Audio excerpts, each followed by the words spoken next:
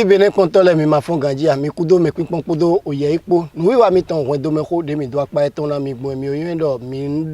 mi na no ton bo na no don se po me ko de yin me ko to ton bo yon nuwi de nuwu ye me no nuwi wa mi ton wen do me teme le kon bo yon deji ye blogbon le enachile mi o do ami do mi na don se po me nele mi ka oyin do Royal TV de wen do me ko sinu waji mi do bo kono fa kan to do po bo wosu enokendo fadu teme le una mi be nu wa yo medi mi na mo ebo enakenu do ofadu de yin sa won le una mi enegodo ano edo sino wosu eno akende nu wiwa wen do me ko ton me buno na kulon de blogbon mo wen do me fa asupa si po de enogbon bete to din wa lo de yun na wu bo asu eton de ko me ede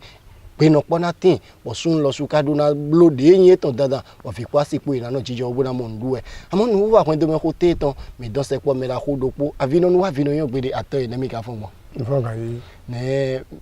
yino iro mi do kuju adalejan bo o kan yi hono pe to de ka àlàáfíà ton belo iro mi do gbeyon gberiga ejimile siriko arrondissement awondo mera ho gbeyon gberiga kuju adalejan bo mi ogun no gan tron pe to de ka àlàáfíà ton fodun alopa te tron pe to de ka àlàáfíà lo tron pe to de ka àlàáfíà lo fodun de yin o fodun de bo no gunle gbeto lo gunle vi lo gunle asi e lo gunle to même na do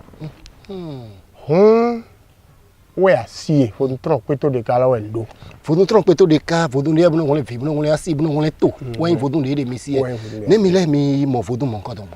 donc ni na do o kleun wa do de mo fodun ogbon ni ntieme ne mere yin eto era yin ne mere magado yin eto ko ne mere yin nu madi no e ma yin amore mere yin nu didi no era yin won do jire foduro ndo mu foduro din e di blai we pa ton bo we furi we panu kun ene dali lanele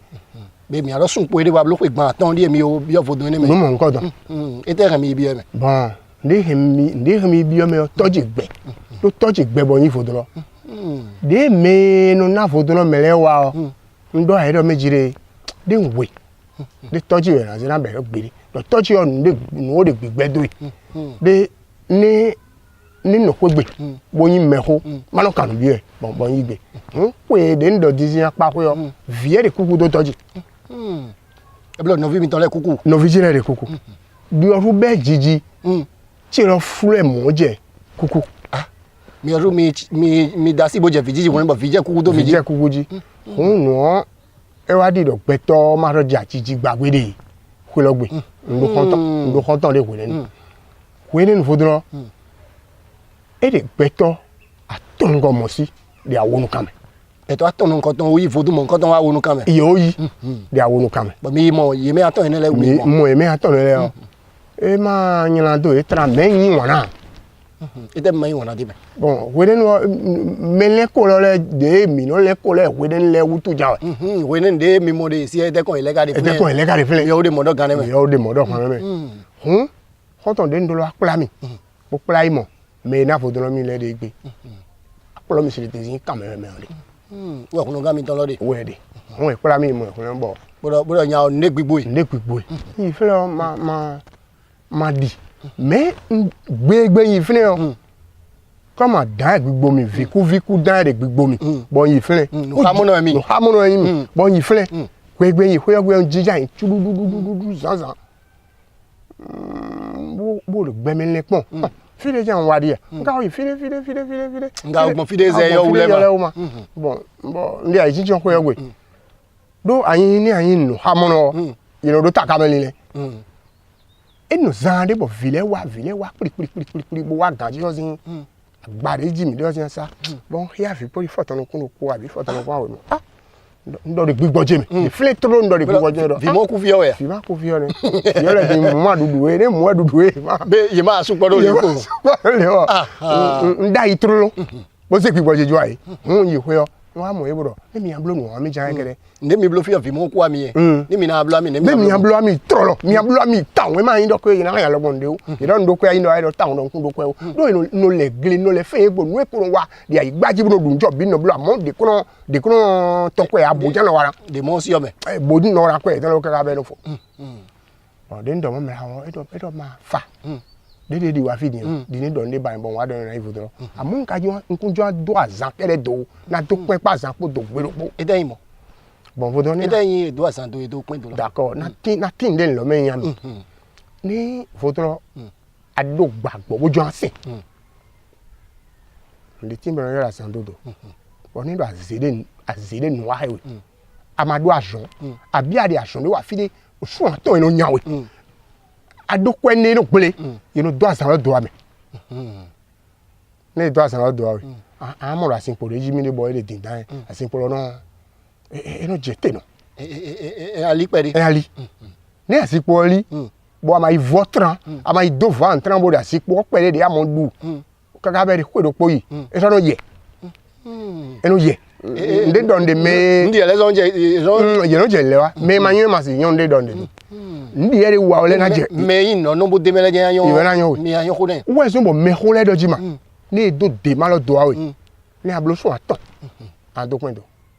be azan do lo ni ya igbo de pa si azan bo na zi wa do pe gbe ya mi fon gbe ebo nde dido e de pa si azan agbo de pa si azan wa akwali di eji be ko so bubu ne bubu ne ne do de ma do ba ablo so aton me ho le do ni ablo so aton ya do pin do on kwe ma ka tin ya le bi egbe ni kwewe di odo re pegbe mo gan town lo jiri kun ado azan kere do ado pin pa azan ko do gbedo po ne be nu awe wa kan ya mi he we na idon kwa yile jinle o lo si ko hwere nu esien esien boni a de serve do wo lo me o jino a takina a jile bo re ko to bo serve o do mai mo ego agba so ko jana go asi o re si ko hwere nu bo dagba hunu bo ndo ko mera po de sun awe gbla me mi do bo nton le bi se e do pin lo pa san po do abi gbedo po se ne ho ko jigbe egbere mi le gbero po blori mo we le blori ase ne ho ko jigbe ndi nu opon pin pa san po ndo kun pon kaka ni ma do da digba ndo ko apegbe wa ndo ko be no me ya ma do ko de me ya no ndo a to che sin ko de me mi no ho de me de o de ho de me no be kan pa wa ni podo le le be kokolo zin adoten no ngodon de ekun wi ngo o de mi ga do pin lo pa san po do e me la ko nde nu gbo me de re pe gbe kun le ne jigbon e wa kon te ya ka bi egbe kan de de nu yin gbon di le do pe pa san po do awe bo a he do kan bo ye kon jamais bo yi kele bo fon jan bo ye kon mo de do geleji do we ni azon ma je we ye ma do one video we vi ma he nu be wa da wa je lo geleji an wa nu abi ama wa ni a wa ni d'accord de blu mo mi o no gbo dai ne igleji no de todo yeke ya le ze poro aglan me ayo poro wa lo mele wa kwegbe wole do kwegbe kaka de kwe do pogla me se mo ene tron me ni do to kwe ya kan de bi o fodo bra ville yo de wuto do mi yo amazi kun te na be do amazi kun le na yo no wa so je trolo mblo mo ka kwe do po mvo kwe do po godo vivo bi o kwegbe mvo bono igleji bono nu ka be no ga ti aton zame chobo no wa kwegbe gle alogba tele mi o le ka yin gle ho lo wa ti de gbedin bo igle no gogan ti ene me ino gogan o me ho le dai ne de gle le siri ko me ho de blo fi le de legbe po gbe me gbe de gle le siri ko gbe da yo ne de gan ti ho no be afo me do atinta ni fi de an ya o ton de bo more vli e we do be do me yin le kan bi eyan do be de mi wa do asan lo popin po do e no e je te ponji pere do asan ko pon po do asan le ko le gba eji yo no sa le fe yen gbo no sa dai ni ale fe yen gbo to be fi yan ro abiku e bo ra bi e me do ya zira ko ma ze ore yan ro abiku e bo aje fe yen lo sa yo bi e na ito we abiku enu wa he we fe yen ro abiku adigban de be we nu ve me we no so be no imo tin ko de pogo do no wijire ichara ijenu waji wase de maro wegbe tron asono wa me vigaron kuma do ma o de dagbe o danele be ni npon ko mi do tron lo ma nkugulo do mi de tron ma nkugulo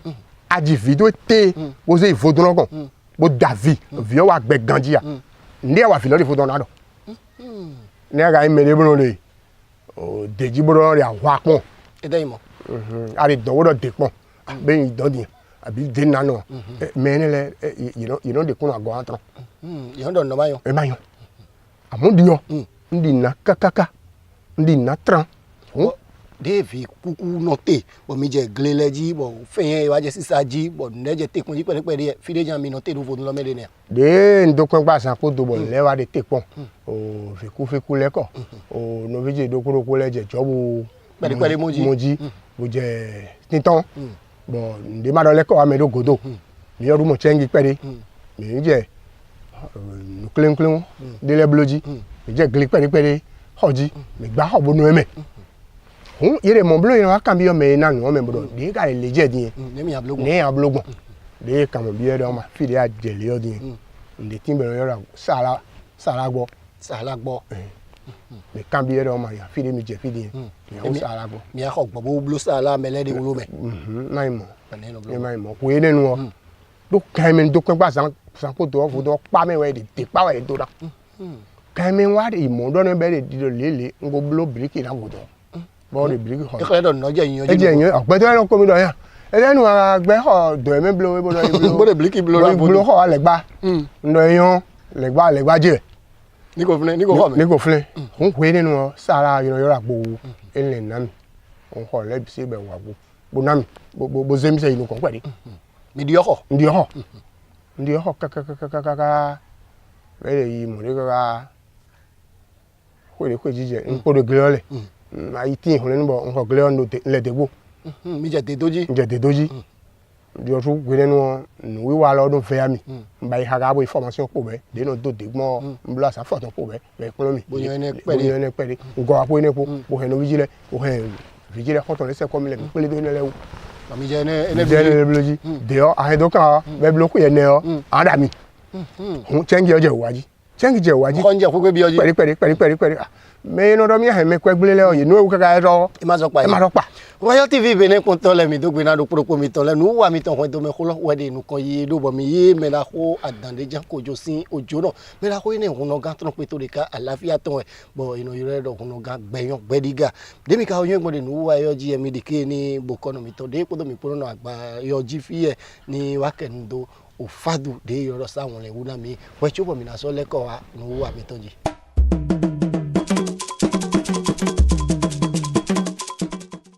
Royal TV Benin Kontole no wa afa gba ji don kan wi mi de egbe mi na do ho na mi do dude ino yoro sa nweleji e do sa we don bo nwele don mi don do bo kono de ono kan ho le mi don do me bi sese bo don do bo kono me bo kono avoda ni di sabo ko gongon bo ko le mi don do me no kan ho le me zo kin kan din le po do me de na wa kan so le po mi don do me bi sese do sa we don bo nwele don ne ai zume bo du mongo no ifo na we ai zume bo ho fadu kaka bo sadon wele e tona we sawe don bo wele don e lo to me wize lo to me mi to don mi kwa di eji sadon wele don e lo adon gangan adon jenayin no ma chi mo nu mi pan don jenayin adon gangan adon jenayin o sadon wele don adon jenayin adon gangan adon jenayin o de kan to iton pon di jenayin adon gangan adon jenayin oyinbu to iton pon di jenayin ma adon gangan adon jenayin sawe don bo wele don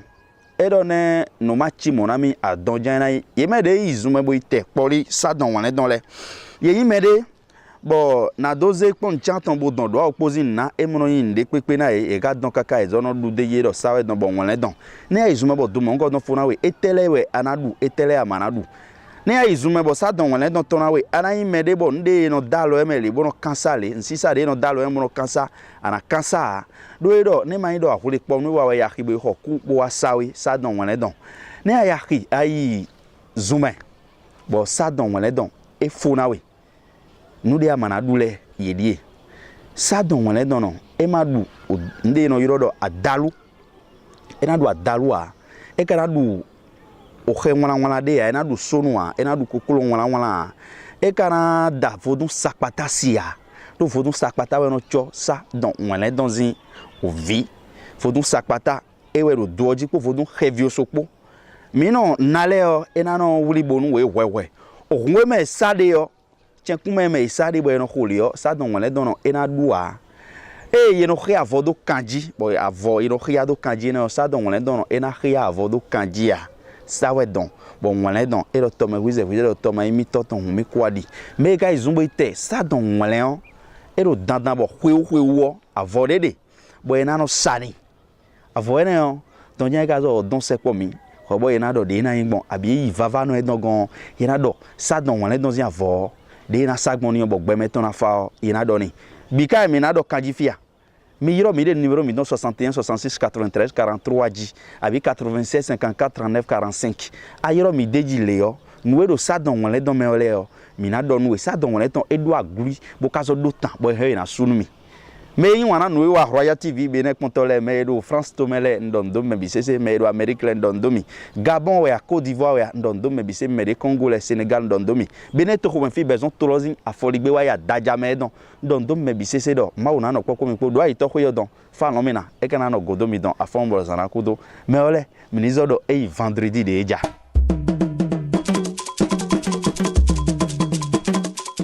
Royal TV bene kontole mi kudo me pinpon podo oye ipo de mi tron fagbaji din mi na leko bo na mo mera ko mi ton kojo adandeja hono ga gbeyan gbediga mera ko gbeyan gbediga yesu de mi fote metemele u do hona mi do mi le bo mi do mi blo sa la gbo podo agbo pupo hono ga mi ton le wa bo ablo mo nkan to mi ene godo ye blo ene fune wo e hulo fodo afune wu mi le din aka mi o do gladys e fune wu na do gesi ami wenu wo sa la gbo pa gbo po bo de yi wenu no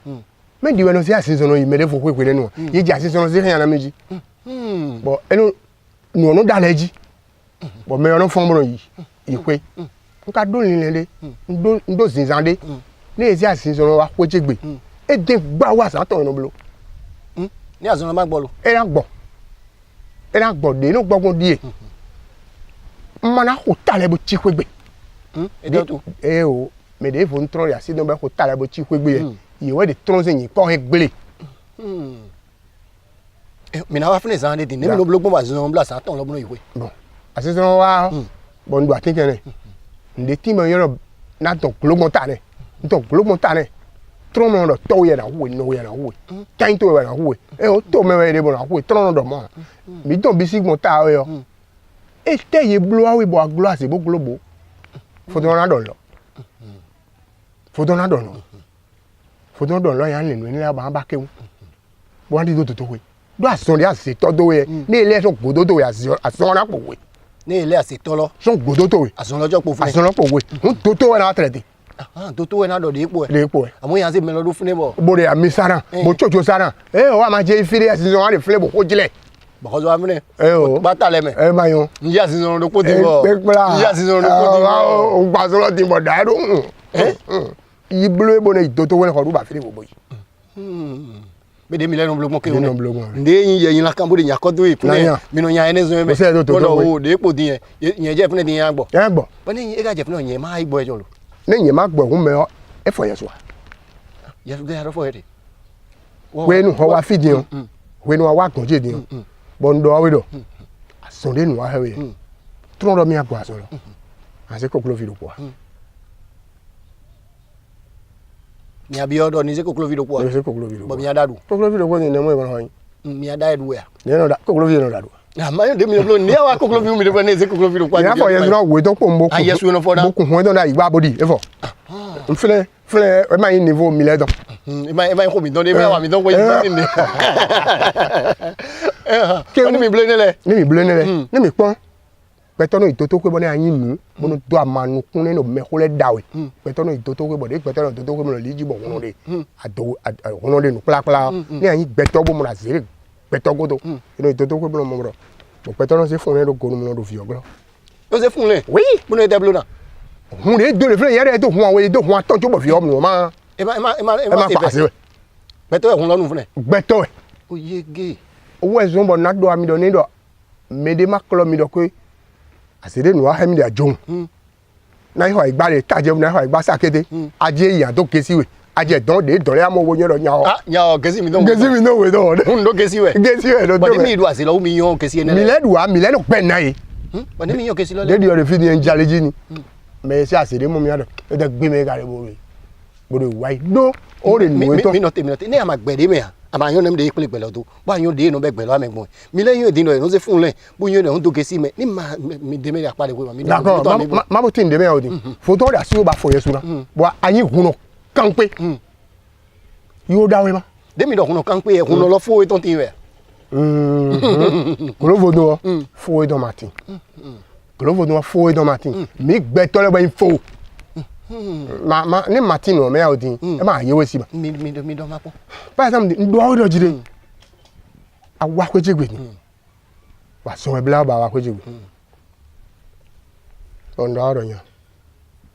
Iba gbo awo ipon din. Ko gbo awe wa. O bo se chai kan ni wa. Ni a de gbo lo ba bo de ko kan lo ba ka bo ndi a he wa kwejegbe gbele lo. Me gba che. Ni me lo gbo lo gbe me don ba si sono kute. Ikute me gba che. Me no yin la wa to. De me awe le me. De me awe le me. Uno po me wa me kwepo. Bóyá gbọ́lọ́ ìnà agbọ́bọ̀ kún ló máa mọ gbọ́lọ́ tí ní ọmọ àzọ yóò mẹ́rin yìnyín wa tọ́lẹ̀ rí mẹ́bí mẹ́bí. Me gbọ́ bí ọkà bọ̀ nù gbélé tó mẹ́ ọwẹ́ wà ké. Mẹ́rin gbọ́ kó tó bọ̀dọ̀ gbọ́lọ́ yámíyámọ́ ọ̀pẹ̀ wá gbọ́ àsán ẹ̀. Ètò yìí nà dúró ètò yìí nìyà wà náà di. Àmọ́ di àṣìṣe wà fún ọkọ̀ tó lọ. Ẹ̀rọ bí ọgbọ̀ bí ọkọ̀ tó lọ wa tọ́nà bí ọgbọ̀ bí ọkọ̀ tó lọ wa. Ẹ o. Ọkùnrin òde kò tálẹ̀ tó nù gbó bá jẹ fún ẹ̀yà kan gbọ́ àwẹ̀ lọ gbọ́ àwẹ̀ àsúnṣíṣà ló pọ̀ gbọ́dọ̀ èjì fi pọ́n ló pọ̀. Ẹ wúdù ń dọ̀ hun gbélé àfọ́dúnmọ́ gbélé ya. Ono de mo block we nu o je me gbigbele le me apade ko ya de ko dodo ado ji ne ma gbe ni me won jan do ho de ya de fini ono de din mo kan fa janji ono de din bono yiro abiku ono de din bono wa nu peto alopa janji trompe to de ka no do polo jan janji amo ono de glovo do sector de bu ma ti tin ba do ase adiba àmọ́ mi jẹ́ lè dó mẹ́ bínú. Ndo huno de glovo tún pé tó de ká àlàáfíà. Ndo mi jẹ́ lè dó mẹ́ bínú. Do meme ko le ndo ni akome lo suton ji we no zindo mi le eji dino mi zindo no le bi se akonji ro se de monde ne ma na zindo no le bi se akonji amoni ayin glo pe to de ka àlàáfíà Saint-Ton bon arofo do glo de ni a do te bo idu ase lo lo te mo en ajo fodo na se pe to ya ele wo we o ye ke qui me te ko le di ondo mo bo kan leji do to pe to de ka àlàáfíà gle ko e gbon bo se we do benene igbaji petole dupo amoni adekon lebo azere asi obado ye kan na se dai en se ho dai anke no sala ko awa anko to ye ge apa ene hwe nde me hole do azingbon amazingbo eji me na ko kojo adan le jan huno gan gbeyan gbediga o huno susu tin de te si azanji din bo yan ko tale ton bonande fodun eton ko fune bonande gan ko mi ledo tin no mi no igle me mi no blon teme be o mi ro ye de azeton no te ne nu wa kele no monu ni me ro ka ko tale bonu eton ko bo e mo do atan e jan huno gan gbeyan din edokwe ye ito unu de mere vole don o jelado o cheji bo mene binu do singbo gbogbo o modo mo bo yinu eton mo ko tale te kon fune e na alo eton apla singbo e ma do oro agba ma se fune agba ho e ma gba eton to e ma to ko agba oh fodun ma ren ko lo rin awo fodun mo na si ma me mo na gan me o mo na igba me you know do fodun mo do tron o remi tron ti o mi di elia mi ma wa nila ma gba ho ma wa nila ma ho igba ma wa nila ni kwere gbe ndi o ye jigba wo lo gbe be enele ndi no do ne de ari mo do ne ete kan tron adomo ne bodo e so gbe bo ndi ndo awo jinle ayi gbe na bona blo ami e lo gbe no do ya do ahihun ndi ya do an blo we so mi no do se no ni ahihun bo de kwere gbe ni za fon ni suhuma mo pe to re hwe do lo mele hwe chubo to afon agbo ken mo do gbe mele we ahihun odubo e dawe lu juba de dagbe ba ni o me akan bi o ara video fifi ko me fi o sa me e de we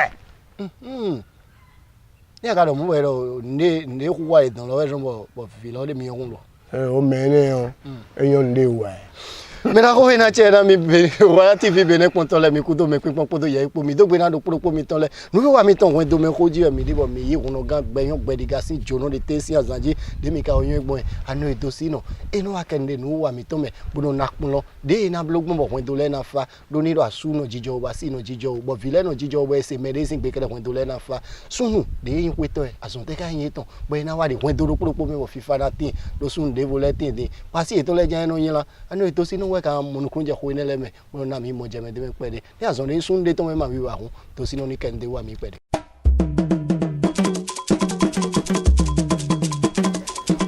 yo yin wa na gba vi ne nu pe no eyo bonondo to anyu do be ino yedo Royal TV be Royal TV une ade kwinkwon kodo oye ipo ne ndondo ebo dondo wendo to ebo dondo o mele do ele bibodo nuwa Royal TV ton di ano yin wana bono point be ma upeno e kana do de me awe ganji o meole mi ovowa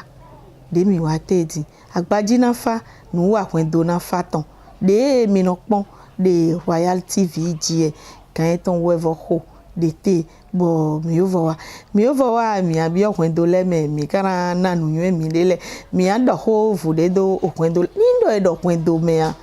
bodo horo posa anyundo ni ebi ofine ya mwasu ya mwasi ye ka mwasu wo mwasi nindo ma wa dagbe ya menele amodo yina mufi de fine be nindo mi bi okwendo ro po me asu de fine wo vile de fine mi nindo ro kle unmo ye ka bi okwendo ni wasi de fine asu de fine bo vile de fine anyundo melo po intato pataki de fine menuka emelo asuwema sunsi lo kwetolo uwe ye mo jenu kon de kwenegbe chobo na jino lo no e lo wa bode o bon lebi wa no po boyin nu dagbe bo ma una e sinsen dagbe ni no wendo ni kana no te bo afo klenu de le mana bi eme a di orena do ami po ndo be nde yan son si ton de wendo ni de ko ni sa e supo e fla bo gege mia idokpoji po mona zeson bime dokpolo wenyete akikwenina ndakwenina sunsi edonana de kwendo ene lome de ka ino sunsi edonana de kwendo ene lome a sunsi lo le bika de bibloro de jedo lo de tedian sunsi dokporo poka yun ason ene lo de tedin bo de wiwa do de jedo a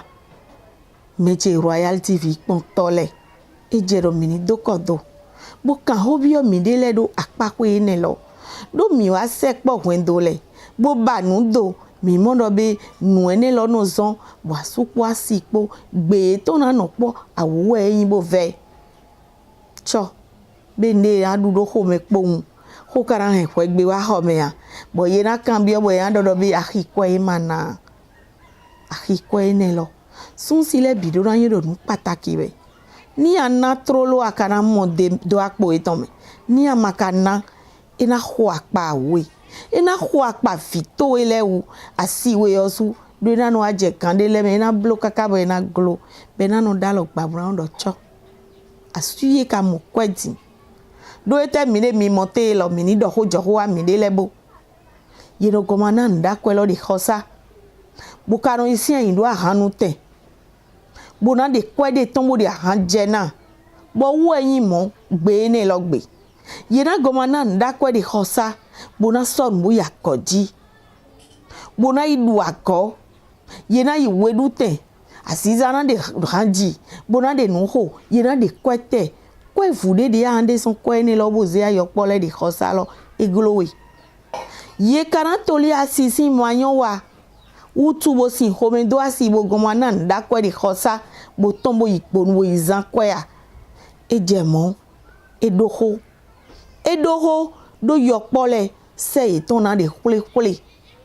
kande me na dundo e maja mi modo kan lo megbe nu jo nu de na yin nu be na do ma yin yedo lagbo wevigbo awo ye na danu clean wo file na du ye maja mi mo nu jo lodugbe yiso nu kali de sanfoni wo fluru de ko yiso blo de gbon de pe wo dunu patapata kakabo san do polo na yin kokuto akade ahanu tenlegbon ade nu jo nu du ni pope tenu de fide kiwe no du ni ndegbon fide kiwe yon nda hosale bono khonu ganji nu pinpinle bono du bokajo fi podo asi podo hove de kwegbe na nda kwefude de ahana lo wutu mechele mini do hojo ho amidele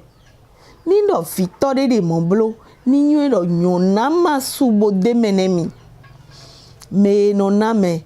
we ahano nyefuna ni ade dide ton yopole de dudu bode nuko do ni do yopole mon dudu le ho meno hun ye bo de nu eton du bode nuko bode ayaje ayin do ayaje ni lo na de kikodo emi dagbe lo na fun mo de susu dogo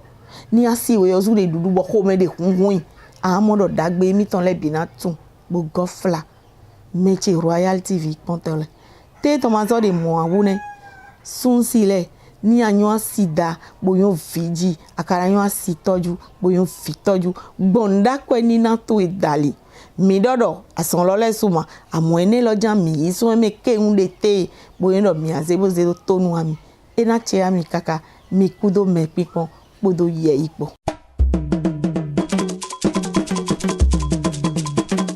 Royal TV bene kontole mi kudo me pimpon kudo oye ipo onogan gbeyon gbediga sin jono mi ano edosino ena che na mi de nu plo meteme ene lesin aliji me la ko onogan gbeyon gbediga hodi ano edosino do nu plo meteme ene le mi osu mi na yin jijodi bo se me ko nu kunbo pon na kaka ifivo no temi le mode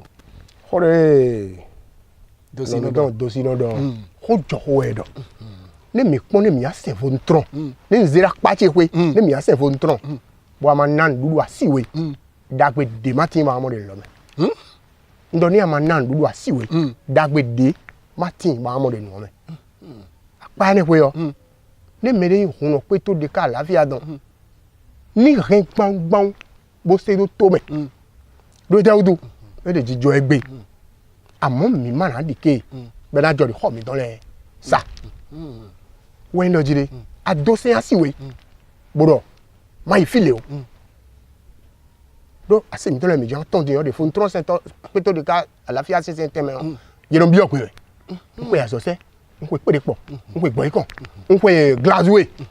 tron e no bi okwe o egbe do ma ya aki egbe ton o fo ton do ma ya aki egbe ton elogbe àti kwegbe ne nyonu chikwe ati nyonu chikwegbe do gbe toweji amana fonu kwe gba e ma ho me we fi kwe ma tin e ma mo nda kwe nyonu na fetoli adoma han asile adasi bojo yin gbolo e ti jo te ni bo nyonu no meje tanto pa odo itan ajara be yenisi mo ko le dosino doji evo bon be enele bi de tron lo zin so lo me apakwe e me mo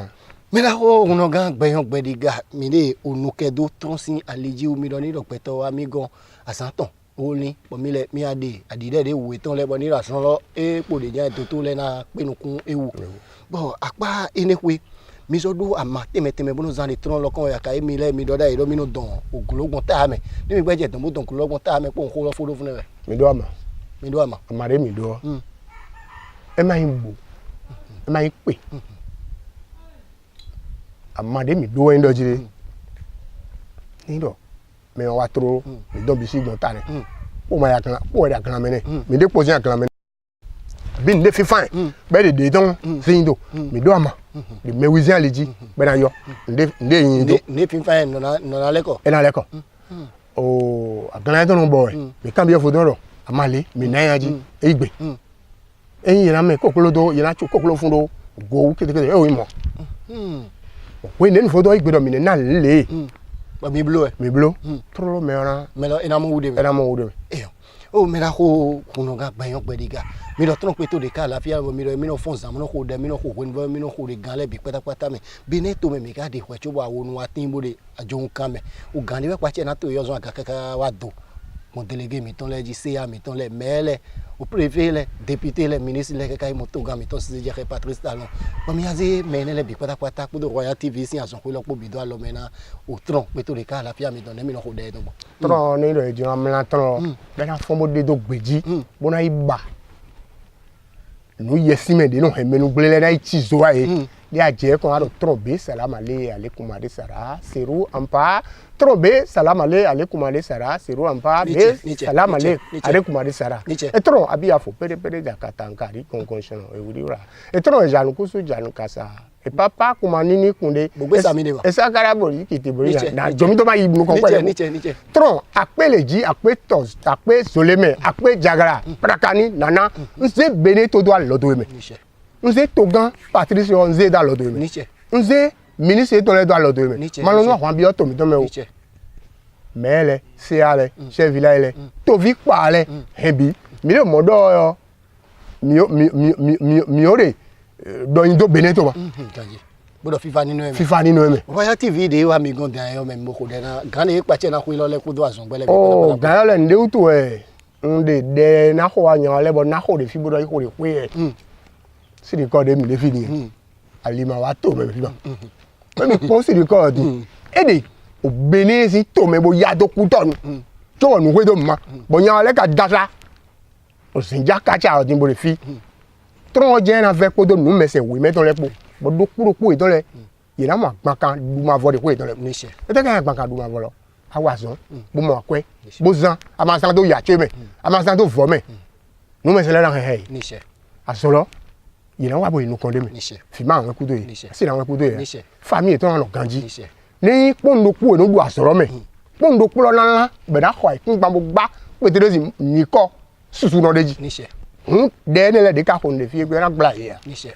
dàgbé náà sí ẹ níṣẹ́ ẹ mẹ́rẹ́ kàn ẹ̀ tó gòdó ọmọ ẹ̀ ọ̀nà yìí níṣẹ́ Royal TV bene kontole mi kudo me pin podo ya ipo enache na do kudo mi ton le uno ga gbeyan gbediga sin jono mi yi de te sin azanji mi ado mi po ndo ni do mi de me la ko gbeyan gbediga uno ga mo nkan ton ba na ko de pepe de yin ko bo mi do mi yiro de me yiro kan 97 87 57 07 97 87 57 07 no wa mi ton yo mi do gbe na akolu sin yo oba de kilu mo me la ko ene eyin me de bo de godo bo so na no wa Royal TV ton we do me ko bodo mi nde yi mi dogbe ton mi dogbe na dokoropo mi ton de yin benevi kabi maso benevi bo kadi togodo bono mo nu mi ton Royal TV bono pon bono kanu se do mi blogbon le mi jira dogbon le ena che na dokoropo mi ton le mi igbeji mi na rin agba kan dagbe go wa beneto lo mi to lo na do nu kan yi mi dogbe na mi me ka so le beneto me fi bono pon mi le no wa eyo mi dogbe na mi wa do me la ko jira akote yon wen ganja ji no to de tito nu wa yo ton kan bo de godo bo se bodo na yinu ko gbe no na go alone de me la ko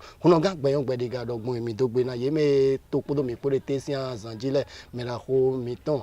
teme de no go we pin logo don le mi dogbe na ye bodo ina che na ye ni do flavo mi me de ka me bo babu na wa Royal TV sin nu wa won do me khoji won mi pon aloka mi ton le on e de gba vi nu pin no sin nu confine bodo pro mi ton le mi mo ne ejigulo won mi yiro de 97 65 78 18 Royal TV gba vi nu pin no de don se po mi ko gambi lo jan one mi de podo mi po we bi wenu kede mesento mi ina mi bo fili pipe de mi ono bo yiro mi na don se po mi bona to podo mi po bo ena do nu kan yi nu wa mi ton te ton manu kan na ide me ga mo ono ga gbayan gbediga te ton mi le do te do fune e la ti ani ẹ máa lọ wọlé.